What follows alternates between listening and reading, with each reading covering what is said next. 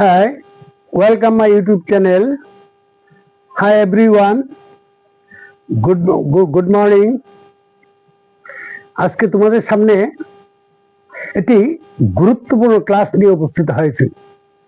তোমরা স্কিপ না করে আমার পুরো ক্লাসটা মনোযোগ দিয়ে শোনো, তোমাদের কাজে আসবে। ওকে, তাছাড়া আমি প্রথমেই বলে রাখছি তোমাদেরকে, তোমরা তোমাদের বন্ধু বান্ধবদের কাছে ক্লাসটা শেয়ার করে দেবে, যাতে তোমাদের বন্ধু বান্ধবরা আমার এই ক্লাসটা দেখে উপকৃত হতে পারে। আর যারা তোমরা নতুন আমার এই ক্লাস দেখছো, তোমরা আমার এই ক্লাসটাকে, এই চ্যানেলটাকে সাবস্ক্রাইব করে দেবে এবং পাশে থাকা বেল আইকন অন করে দেবে। ওকে, তাহলে আমরা মূল বিষয়ে ফিরে আসছি। বন্ধুরা, আমি এর আগে প্রেজেন্ট টেন্সের চারটা ভাগ নিয়ে তোমাদের সামনে বিস্তারিত আলোচনা করেছি। আজকে আমি প্রেজেন্ট টেন্সের 4টা ফর্ম, মানে একই ক্লাসে তোমাদের সামনে তুলে ধরার চেষ্টা করছি। ঠিক আছে? তো আমরা জানি টেন্স কাকে বলে, এটা আমি বিগত ক্লাসে আলোচনা করেছি। মানে ক্রিয়া সংঘটিত বা সম্পন্ন হওয়ার সময়কে টেন্স বলে। টেন্স 3 প্রকার: present tense, past tense, future tense. ঠিক আছে? তো ফার্স্ট টেন্স, ফিউচার টেন্স নিয়ে আমি পরবর্তী সময় যদিও আলোচনা করব। এখন আমি তোমাদেরকে এক একটা উদাহরণ দিয়ে বোঝাচ্ছি। যেমন প্রেজেন্ট টেন্স, আই গো, আমি যাই। ফার্স্ট টেন্স কি হবে? আই ওয়েন্ট, আমি গিয়েছিলাম। আমি যাব, আই শ্যাল গো, এটা হচ্ছে ফিউচার টেন্স। ওকে, আমি আজকে প্রেজেন্ট টেন্সের 4টা ভাগ নিয়ে আলোচনা করব। যেমন প্রেজেন্ট ইনডেফিনিট টেন্স গঠন করার নিয়ম হচ্ছে কি, প্রথমে সাবজেক্ট, তারপরে কি বলবে? Verb, main verb, principal verb. তারপরে সাবজেক্টের পার্সন অনুসারে মূল ভার্বের সাথে এস বা ইয়েস যোগ হয়। এটা হচ্ছে প্রেজেন্ট ইনডেফিনিট বা সিম্পল প্রেজেন্ট টেন্স গঠন করার নিয়ম। তারপরে হচ্ছে present continuous tense. Present continuous tense গঠন করার নিয়মটা হচ্ছে কি, প্রথমে সাবজেক্ট, তারপর am, is, are auxiliary verb বসবে। ঠিক আছে? সাবজেক্টের পার্সন অনুসারে। তারপরে মূল ভার্ব, মূল ভার্বের সাথে আইএনজি যোগ হবে। ওকে, তারপরে হচ্ছে present perfect tense. Present perfect tense গঠন করার নিয়ম হচ্ছে কি, প্রথমে সাবজেক্ট, তারপরে সাবজেক্টের পার্সন অনুসারে হ্যাভ, হ্যাজ ব্যবহৃত হবে, আর তারপরে মূল ভার্বের ফার্স্ট পার্টিসিপল ব্যবহৃত হবে। ওকে, তারপরে প্রেজেন্ট পারফেক্ট কন্টিনিউয়াস টেন্স, প্রথমে কি বসবে? সাবজেক্ট, তারপরে সাবজেক্টের পার্সন অনুসারে হ্যাভ বিন, হ্যাজ বিন। ঠিক আছে? তারপরে মূল ভার্ব, মূল ভার্বের সাথে আইএনজি যোগ হবে। ওকে, দেখো আমি লিখেছি এখানে, ইনডেফিনিট বা সিম্পল প্রেজেন্ট টেন্স গঠন করার নিয়ম, প্রথমে সাবজেক্ট, তারপরে ভার্ব, তারপর ভার্বের সাথে এস বা ইয়েস যোগ হবে। ওকে, কন্টিনিউয়াস টেন্স, হ্যাঁ, প্রেজেন্ট ইনডেফিনিট টেন্স। দেখো, প্রেজেন্ট ইনডেফিনিট টেন্স কাকে বলে তোমরা জানো? আমি আগে ক্লাসে আলোচনা করেছি, হ্যাঁ, লিখে দিয়েছি। কোন কাজ বর্তমানে হয় বুঝালে বা অভ্যাসগত সত্য বুঝালে বা চিরসত্য বুঝালে প্রেজেন্ট ইনডেফিনিট বা সিম্পল প্রেজেন্ট টেন্স হয়। যেমন উদাহরণ দেখো, আমি যাই, আই গো। আমরা যাই, কি হবে? We go. তাহলে নাম্বার 2 প্রকার: সিঙ্গুলার নাম্বার, প্লুরাল নাম্বার। আমি যাই, আমি সিঙ্গুলার নাম্বার। আমরা যাই, উইটা প্লুরাল নাম্বার। ঠিক আছে? তারপরে আই ফার্স্ট পারসন, উই ও ফার্স্ট পারসন প্লুরাল নাম্বার। সে যায়, হি বা সি, কি হবে? সে যায়, হি গোস। ভার্বের সাথে ওই যে বলেছি এস বা ইয়েস যোগ হবে, এখানে ভার্বের সাথে এস বা ইয়েস যোগ হয়েছে। ওকে, সে যায়, হি গোস। সে খেলে, হি প্লেস। হ্যাঁ, সে লিখে, হি রাইটস বা সি রাইটস। ওকে, তো প্রত্যেকটা ভার্বের সাথে থার্ড পারসন সিঙ্গুলার নাম্বার হলে পরে এস বা ইয়েস যোগ হবে। ওকে, এই হলো প্রেজেন্ট ইনডেফিনিট টেন্স। তারপরে দেখো কন্টিনিউয়াস, প্রথমে কি বলবে? সাবজেক্ট, তারপর সাবজেক্টের পার্সন অনুসারে এম, ইজ, আর, তারপরে ভার্বের সাথে আইএনজি যোগ হবে। যেমন আমি যাচ্ছি বা যাইতেছি, কি হবে? আই এর সাথে এম আসবে। গো, গো এর সাথে কি যোগ হবে? I N G. I am going, I am going, এটা বড় করতে পারে, I am going to school. ঠিক আছে? তো সে যাইতেছে ইংরেজি কি হবে? সে, হি বা সি। ওকে, তারপর ভার্বে কি আসবে? Is. Third person singular number, is going. সে যাইতেছে, ইজ গোয়িং। তারা যাইতেছে, দে আর গোয়িং। আমরা যাইতেছি, উই আর গোয়িং। আমরা খেলিতেছি, উই আর প্লেইং। তুমি খেলিতেছ, ইউ আর প্লেইং। ওকে, এরকম। ঠিক আছে। তারপরে দেখো প্রেজেন্ট পারফেক্ট টেন্স, প্রথমে সাবজেক্ট, তারপরে হ্যাভ অথবা হ্যাজ, তারপর ফার্স্ট পার্টিসিপল অফ ভার্ব। ভার্বের ফার্স্ট পার্টিসিপল ব্যবহৃত হবে। যেমন কোনো কাজ এইমাত্র শেষ হয়েছে, হ্যাঁ, এখনো তার ফল বর্তমান আছে, তাকে বলে প্রেজেন্ট পারফেক্ট টেন্স। যেমন সাবজেক্ট পরে কি আসবে? হ্যাভ। আই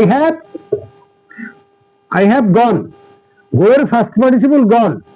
আমরা গিয়েছি, কি হবে? We have gone. ঠিক আছে। তুই, সে গিয়েছে, হি বা সি হ্যাজ গন। ওকে, ঠিক এইভাবে সে গিয়েছে, হি হ্যাজ গন। সে খেয়েছে, হি হ্যাজ ইটেন। সে খেলে আছে, হি হ্যাজ পেইড। সে লিখেছে, হি হ্যাজ বা রিটেন, শি হ্যাজ রিটেন। এরকম। ওকে, তাহলে এরপরে দেখো পারফেক্ট কন্টিনিউয়াস টেন্স। কি? প্রথমে সাবজেক্ট, তারপরে have been, has bin, verb এর সাথে আইএনজি যোগ হবে। তো পারফেক্ট কন্টিনিউয়াস টেন্স কাকে বলে? কোন কাজ পূর্বে আরম্ভ হয়ে এখনো চলছে, এইরকম বুঝালে প্রেজেন্ট পারফেক্ট কন্টিনিউয়াস টেন্স হয়। অর্থাৎ পূর্বে আরম্ভ হয়ে এখনো চলছে। যেমন সাবজেক্ট আই, আমি, I have bin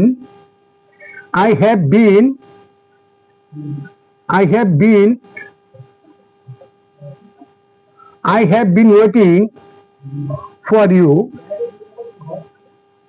you for a long time. আমি তোমার জন্য দীর্ঘ সময় ধরে অপেক্ষা করছি। হ্যাঁ, I have been waiting for you for a long time. এখন আমরা দীর্ঘ সময় ধরে খেলিতেছি, কি হবে? দীর্ঘ সময় ধরে খেলতেছি। We have been, we are হবে না, we have been playing for a long time. আমরা দীর্ঘ সময় ধরে খেলিতেছি। এইরকম perfect present perfect continuous tense হলে হ্যাভ বিন, হ্যাজ বিন ব্যবহৃত হবে। ওকে, থার্ড পারসন হলে হ্যাজ বিন হবে। হ্যাঁ, এরকম। ঠিক আছে। আর প্রেজেন্ট কন্টিনিউয়াস টেন্সটা কাকে বলে? সংজ্ঞা কিরকম হবে? কোন কাজ বর্তমানে চলছে। কন্টিনিউয়াস টেন্সটা কোন কাজ বর্তমানে চলছে বা নিকট ভবিষ্যতে চলবে বুঝালে প্রেজেন্ট কন্টিনিউয়াস টেন্স। ওকে, ঠিক আছে বন্ধুরা। দেখো তোমাদের সামনে আমি কয়েকটা সেন্টেন্স তুলে ধরেছি। এই সেন্টেন্স গুলো আমি বাংলায় লিখেছি। এটা কোনটা কোন টেন্স হবে ইংরেজিতে ট্রান্সলেট করতে হবে তোমাদেরকে। কেমন? তোমরা করবে আজকে। দেখো আমি লিখেছি প্রথমে এক নম্বর সেন্টেন্স, আমাদের বিদ্যালয়ের ছেলেরা খেলিতেছে। আমাদের বিদ্যালয়ের ছেলেরা খেলিতেছে। এটা কোন টেন্স হবে? Present tense. ঠিক আছে, সবগুলো প্রেজেন্ট টেন্স। তো প্রেজেন্ট টেন্সের মধ্যে 4টা ভাগ আছে। ওকে, তো এটা প্রেজেন্ট কোন টেন্স হবে? কন্টিনিউয়াস হবে না ইনডিফিনিট হবে না পারফেক্ট হবে না পারফেক্ট কন্টিনিউয়াস হবে? তো আমাদের বিদ্যালয়ের ছেলেরা খেলিতেছে, কি হবে? Present continuous. দেখো the boys of our school are playing. The boys of our school are playing. আমাদের বিদ্যালয়ের ছেলেরা খেলিতেছে। The boys of our school are playing. ওকে, এটা প্রেজেন্ট কন্টিনিউয়াস টেন্স। তারপরে দেখো আমার বোন রোজ বিদ্যালয়ে যায়। এটা কোন টেন্স হবে? আমার বোন রোজ বিদ্যালয়ে যায়। এটা কোন টেন্স হবে? দেখো প্রেজেন্ট ইনডিফিনিট বা সিম্পল প্রেজেন্ট টেন্স। তাহলে আমার বোন কি হবে ইংরেজি? My sister. Okay, my sister. আমার বোন যায়, কি হবে? গো হবে না গোজ হবে? Goes to school. My sister goes to school rose, every day. goes to school. My sister goes to school every day. দেখো বন্ধুরা, আমার বোন যায়, মাই সিস্টার গোস। আমার বাবা যায়, মাই ফাদার গোস। সে যায়, হি গোস। ঠিক আছে, থার্ড পারসন সিঙ্গুলার নাম্বার হলে মূল ভার্বের সাথে এস বাই এস যোগ হবে। আমার বোন রোজ বিদ্যালয়ে যায়, my sister goes to school every day. Okay, তারপরে দেখো, আমার বাবা আজ সকালে কলকাতা গিয়েছেন বা গিয়েছেন। যে কোন টেন্স? গিয়েছেন, প্রেজেন্ট পারফেক্ট টেন্স। তো কি হবে? দেখো, মাই ফাদার কি হবে? Has. My father has gone to Kolkata. আমার বাবা আজ সকালে কলকাতা গিয়েছেন। My father has gone to Kolkata this morning অথবা today in the morning. Okay, today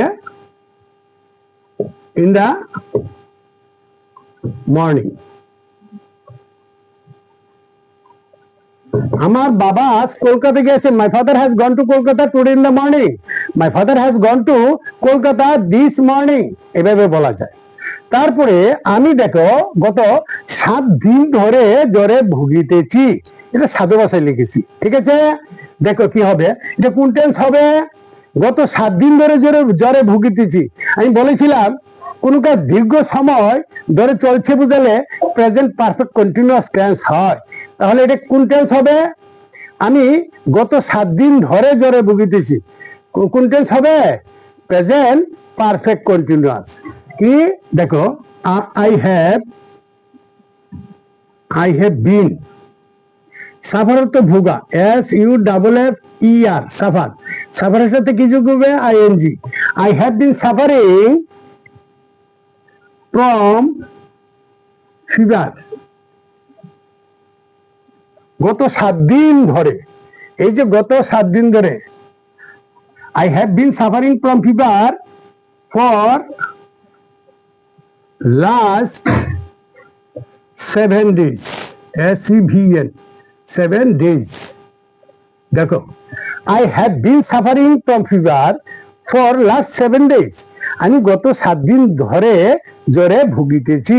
ঠিক আছে, তারপরে গেল গা 5-6 গেল গা। তারপর 7 নম্বর, আইসি, আমি 4 নাম্বারটা লিখেছি। আমি গত 7 দিন ধরে জ্বরে ভুগিতেছি। এবার আসবে 5 নাম্বার, সে গত রবিবার থেকে জ্বরে ভুগিতেছে।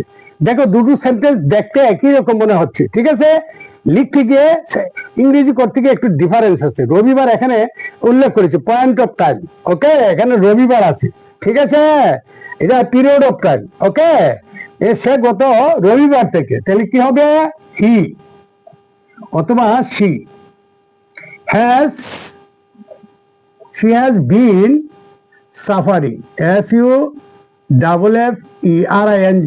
ওকে, সাফার মানে ভোগা, তাহলে she has been suffering from fever।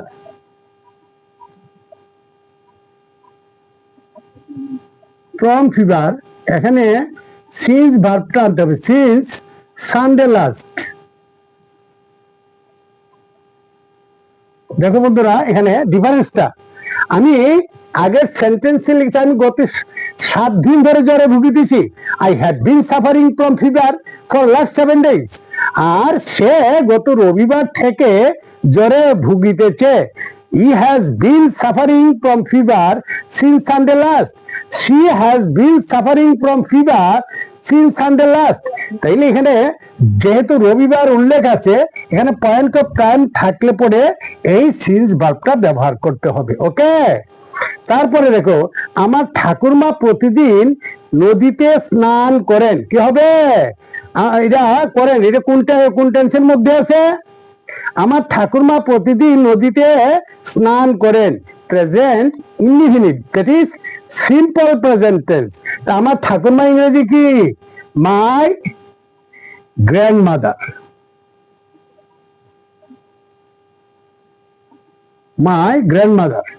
তাহলে স্নান করে ইংরেজি বাথ। BATHES, এস লাগছে কেন? Third person singular number. Okay, my grandmother bathes in the river, in the river, in the river. আমার ঠাকুরমা প্রতিদিন নদীতে স্নান করেন, প্রতিদিন আসে। My grandmother bathes in the river every day, every day. আমার ঠাকুরমা প্রতিদিন গঙ্গায় আর নদীতে স্নান করেন। মাই grandmother bathes in the river every day. তারপর নাম্বার 8 দেখো, আমি আগামীকাল কলকাতায় যাচ্ছি, আমি আগামীকাল কলকাতায় যাব। এটা ফিউচার টেন্স। ওই যে বলেছিলাম প্রেজেন্ট কন্টিনিউয়াস টেন্স কাকে বলে? কোন কাজ বর্তমানে চলছে বা নিকট ভবিষ্যতে চলবে বুঝালে প্রেজেন্ট কন্টিনিউয়াস টেন্স হয়। এটা নিকট ভবিষ্যতে চলবে বোঝাচ্ছে, এই কারণে এটা প্রেজেন্ট কন্টিনিউয়াস টেন্সে করা যায়। ওকে, দেখো আমি আগামীকাল সকালে কলকাতায় যাচ্ছি বা যাব, তাহলে I am going two Kolkata tomorrow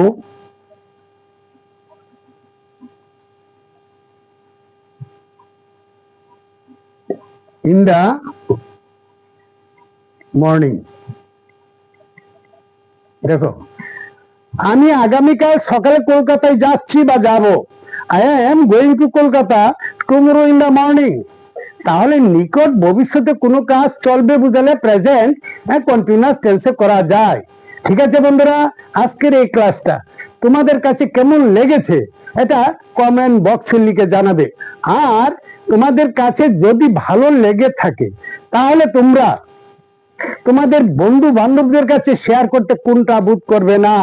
ঠিক আছে, আর যারা নতুন এসেছো আমার এই চ্যানেলটাকে সাবস্ক্রাইব করে দেবে এবং পাশে থাকা বেল আইকন অন করে দেবে।